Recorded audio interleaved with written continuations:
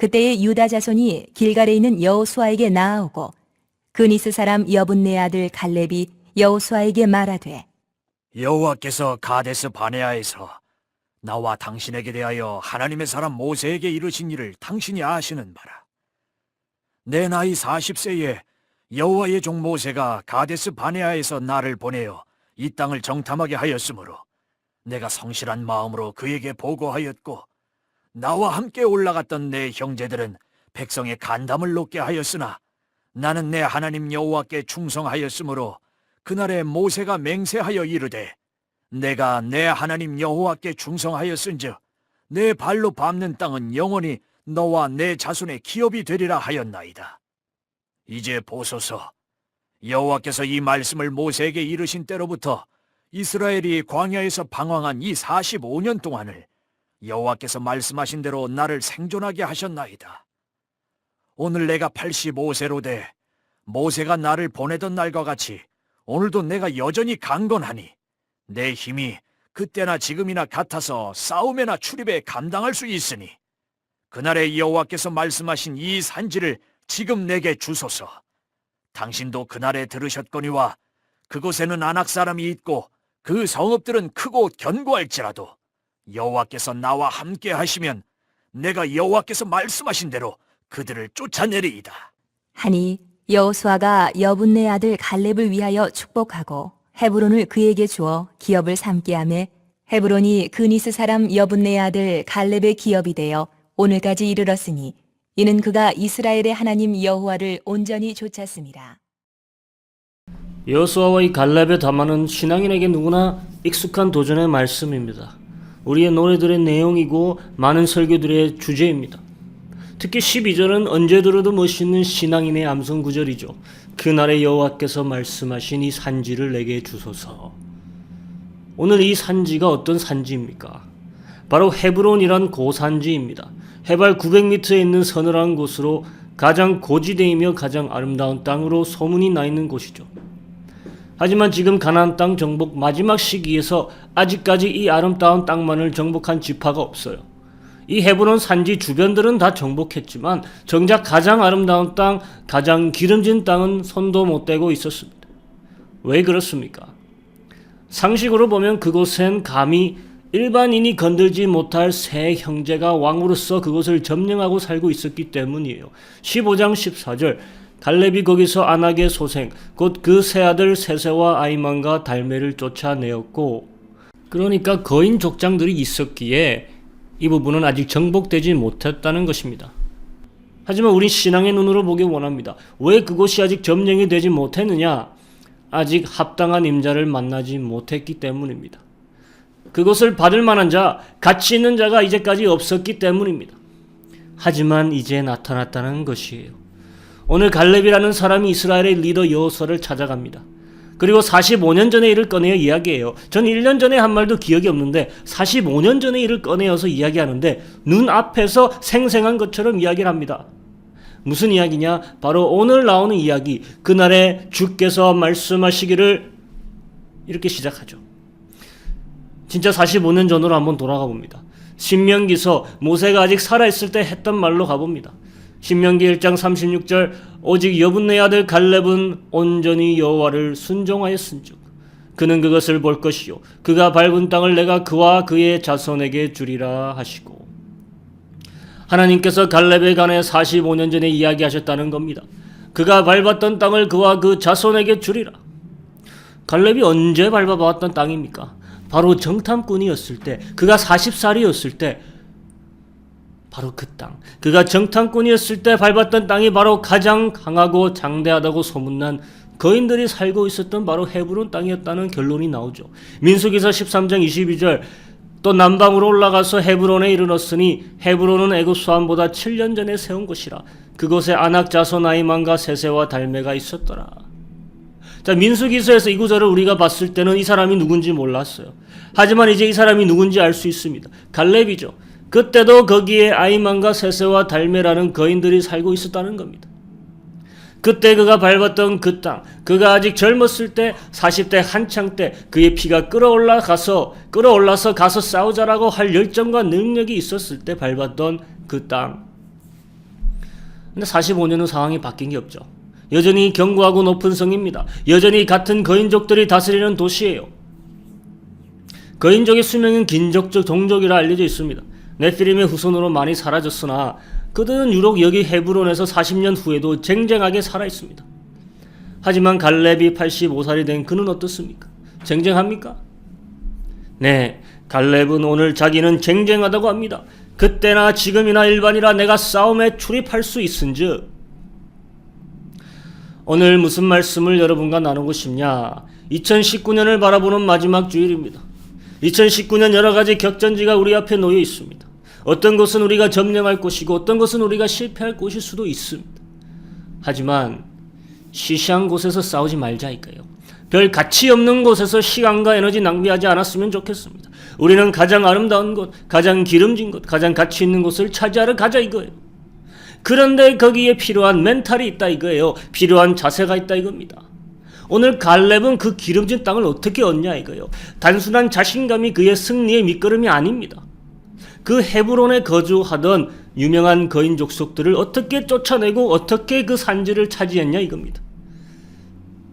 우리 앞에 2019년 볼 그 아름다운 산지 고지대를 어떻게 차지하냐 이거예요. 정말 에픽이라고 할 만큼 대단했을 그곳에서의 격투 결전을 성경은 단 한 줄도 묘사하고 있지 않습니다. 왜냐? 그 싸움 자체가 그 땅의 승리를 결정한 요소가 아니라는 겁니다.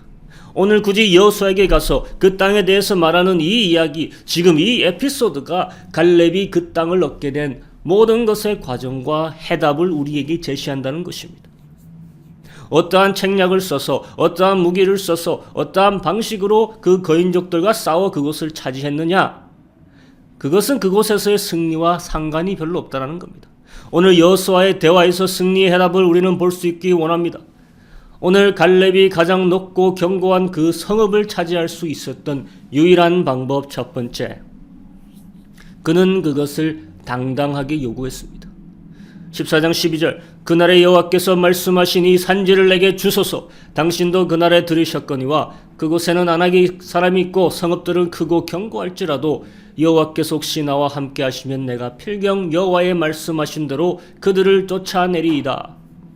여호수아가 여분네 아들 갈렙을 위해 축복하고 헤브론을 그에게 주어 기업을 삼게 하며 이 산지를 내게 주소서 당당하게 요구합니다. 그러니까 여호수아가 헤브론을 기꺼이 줍니다. 자, 가만 생각해보면 웃기죠. 정작 지금 산지와 그 산지에 살고 있는 실소유자는 전혀 바뀌지 않았습니다. 부동산 거래를 하는데 돈도 실물도 소유하고 있지 않는 두 사람이 남의 부동산을 가지고 거래를 하고 있고 계약을 체결합니다. 강남의 좋은 땅, 압구정 땅 소유주와 거주자 따로 있는데 아무개 A와 B가 서로 땅을 사고 파는 거예요. 말이 안 되잖아요. 그냥 가서 싸워서 빼앗든지 왜 지금 여호수아에게 가서 그 땅을 달라고 합니까? 여호수아가 가진 땅도 아니지 않습니까? 여호수아가 그 땅을 얻도록 도와줄 것도 아니에요. 그냥 말이 다예요. 구두 승인이 다입니다. 거기에 무슨 효력이 있습니까? 하지만 신앙의 원칙이 여기에 있습니다. 우리는 일어나지 않는 일을 일어난 것처럼 거래하는 사람들입니다. 그게 신앙인입니다. 우리는 보이지 않는 것들을 놓고 밀고 당기는 사람들입니다. 믿음의 사람들이란 지금 잡고 있지 않지만 잡고 있는 것처럼 얘기하고 갖고 있지 않지만 갖고 있는 사람처럼 선포하는 사람들입니다. 오늘 갈렙이 여호수아에게 갔을 때 그의 생각이 뭡니까? 그가 이 헤브론이란 땅을 현실화할 수 있는 가장 첫 번째 스텝이 뭐라고 생각했던 겁니까? 바로 하나님의 승인과 하나님의 축복을 재확인해야 된다는 거예요. 의심에서 오는 게 아니라 다시 그 축복이 나에게 있다는 것을 확인하고 동시에 그의 주변에게 공표하는 겁니다. 믿음은 만질 수도 보이지도 않는 축복을 하나님 앞에서 승인받는 것입니다. 이게 믿음 아닙니까? 갈렙은 이스라엘 민족의 리더, 영적 리더인 여호수아에게서 하나님의 축복을, 말씀을 그 입에서 듣는 것이 중요하다는 것을 알았습니다. 갈렙은 아직 내 것이 되지는 않았지만 내 것임을 하나님한테 다시 들어야겠다는 겁니다. 주십시오. 주십시오. 갈렙의 모든 이야기, 곧 여호수아 14장에 나오는 오늘의 이야기, 여호수아 15장에 나오는 그의 딸 악사와 그의 의붓 온니엘의 이야기, 사사기서에 나오는 이야기, 그 모든 곳에서 가장 두드러지게 나오는 용어가 바로 주소서입니다. 이 단어가 성공의 문을 여는 첫 번째 열쇠라는 거예요.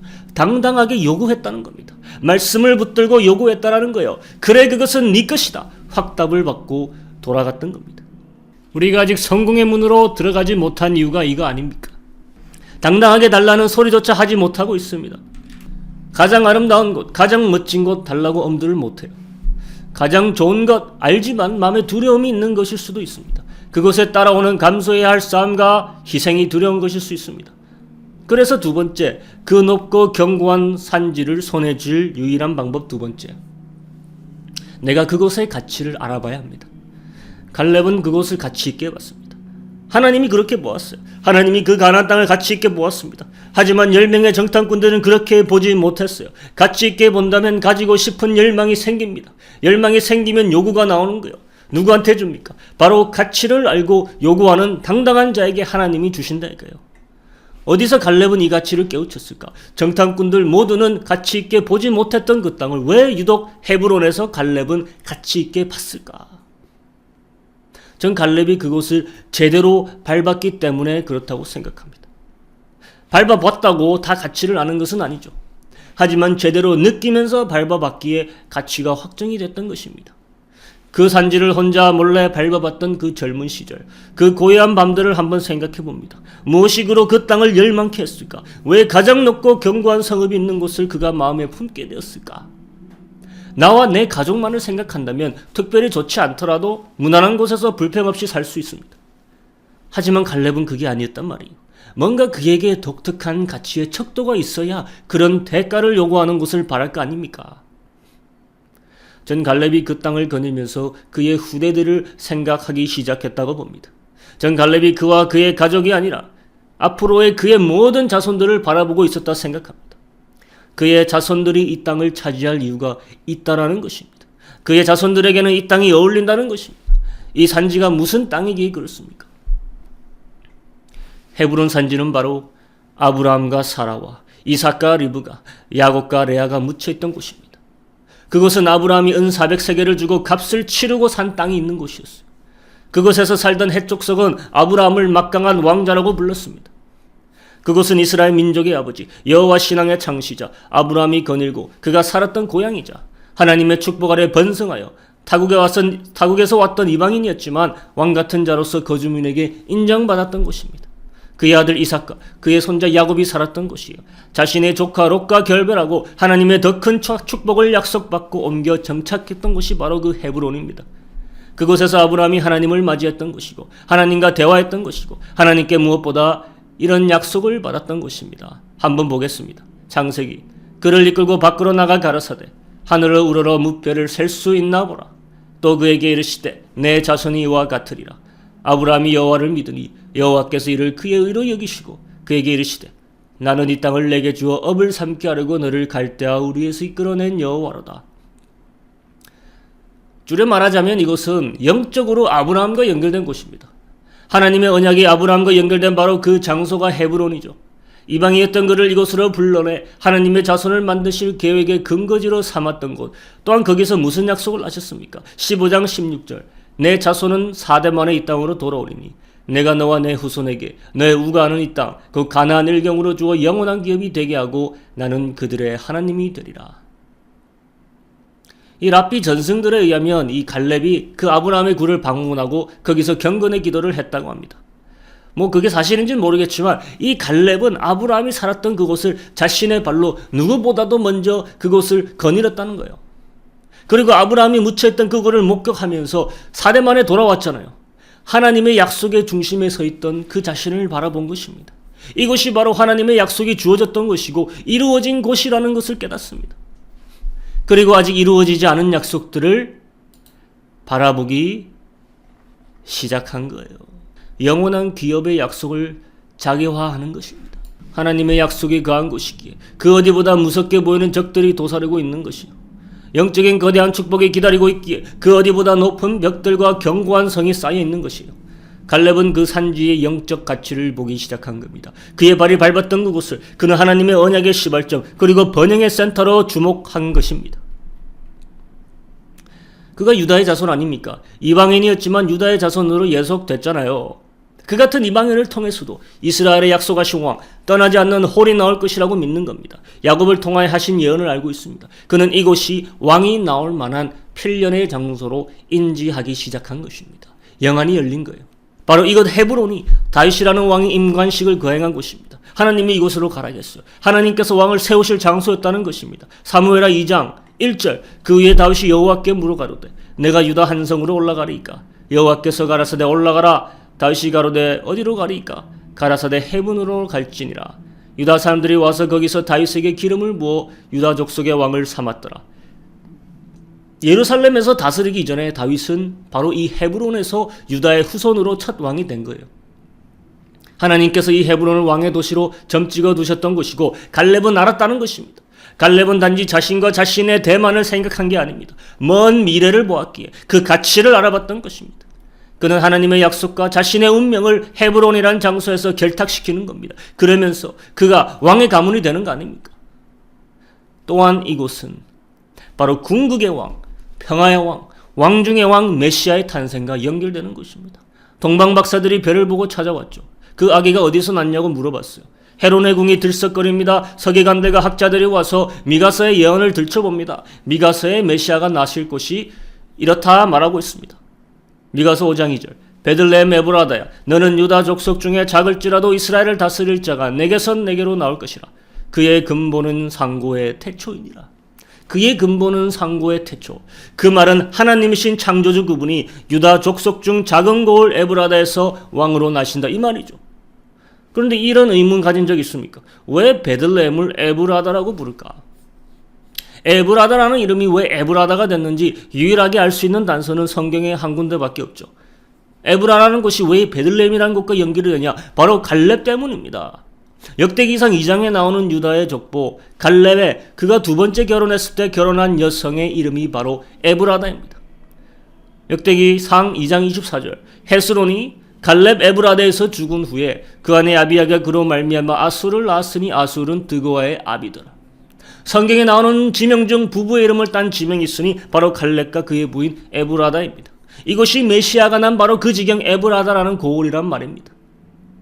물론 여러 가지 설이 있죠. 하지만 하나 확실한 것은 갈렙의 이름이 거기 같이 묶여 있다는 거예요. 메시아가 탄생할 그곳의 명칭과 갈렙이 같이 가고 있습니다. 왜 그런 것 같습니까? 갈렙이 그 가치를 받던 사람이기 때문이에요.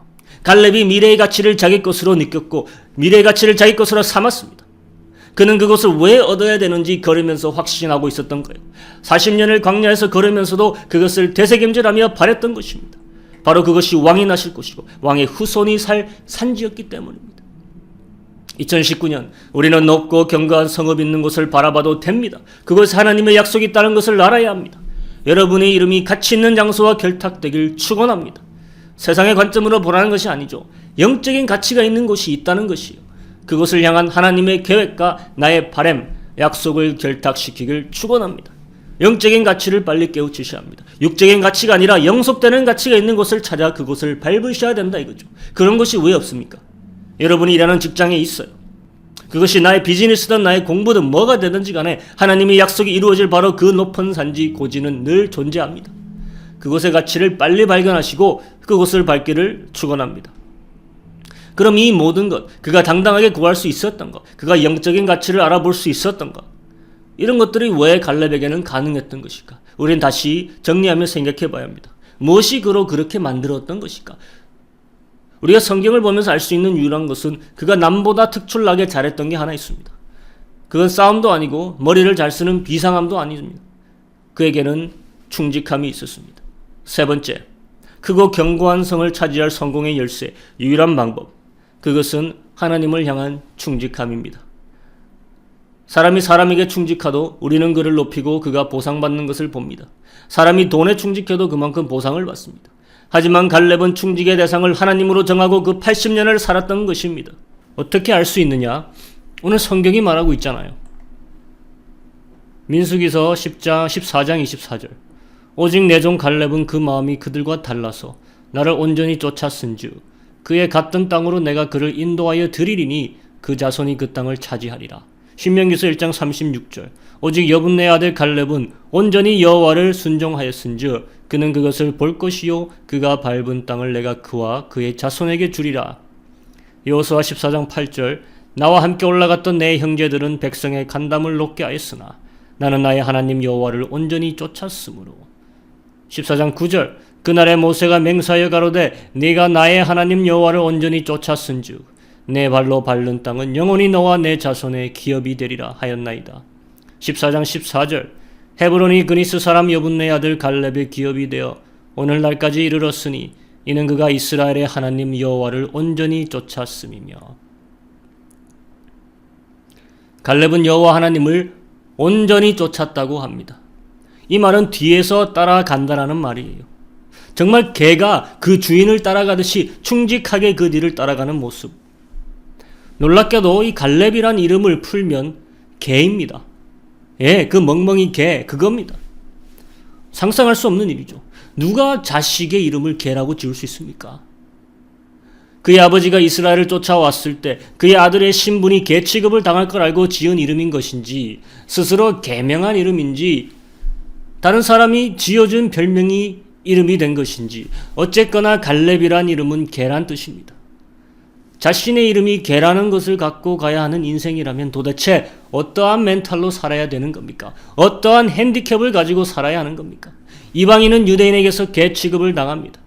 지금도 유대인의 세계관에서는 이방인은 개와 같은 레벨에 있습니다. 예수님도 가나안 여인을 믿음의 시험으로 이 유대인의 관점으로 접하셨죠. 하지만 그 반응은 어떻습니까? 그 까내림을 태연히 삼켰습니다. 그 여인은 믿음으로 삼켜버립니다. 믿음의 입을 열어 자존심의 비위를 넘겨버립니다.